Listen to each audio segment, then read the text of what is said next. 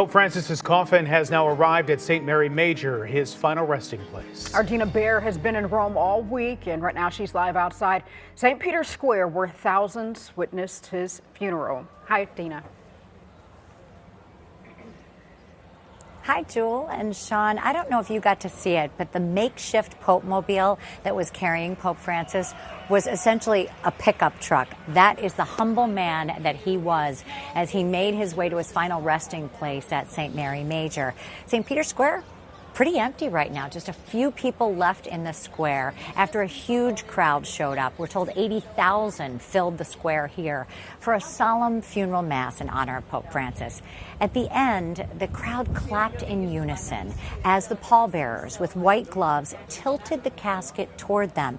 It was a powerful end to a mass peppered with tears and cheers. As his coffin was carried down the main aisle of St. Peter's Basilica, spectators saw the image on the screens in St. Peter's Square and erupted in cheers. Ut famulus tuus, Papa Franciscus. The faithful were on the backside of the square, priests on the left in a sea of white. On the right, all dressed in black, the dignitaries, former President Joe Biden and Dr. Jill Biden, 4 rows behind President Trump and Melania, who are a few rows back from the front. Cardinals were just to the left of the altar.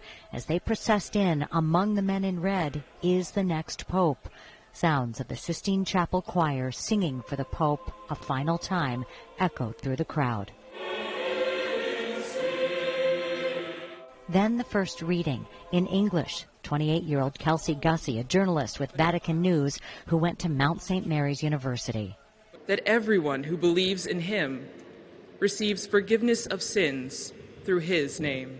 In his homily, Cardinal Giovanni Battista Re talked of Pope Francis' devotion to mercy and forgiveness, his desire to end war and find peace, to build bridges, not walls. It drew cheers from the crowd. The Cardinal asked that from heaven, Pope Francis bless Rome and the world, just as the very ill 88-year-old pontiff blessed everyone last Sunday at Easter.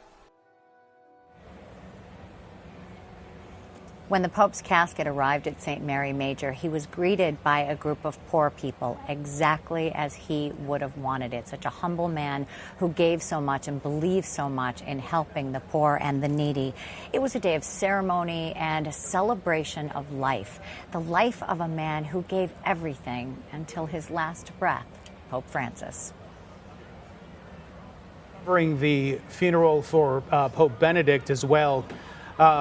Knowing that Pope Francis had a big say in how today went, how do those two ceremonies compare when you're looking at them side by side here?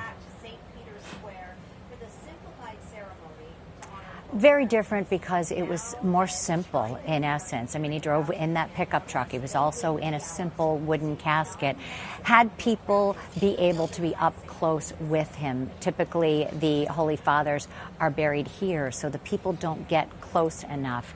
It was moving in the sense that it was as if Pope Francis was touching the people yet again. Sean?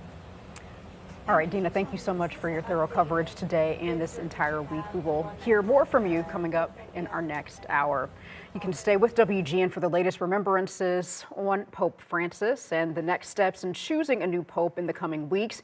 You can find all of our coverage on our website, WGNTV.com.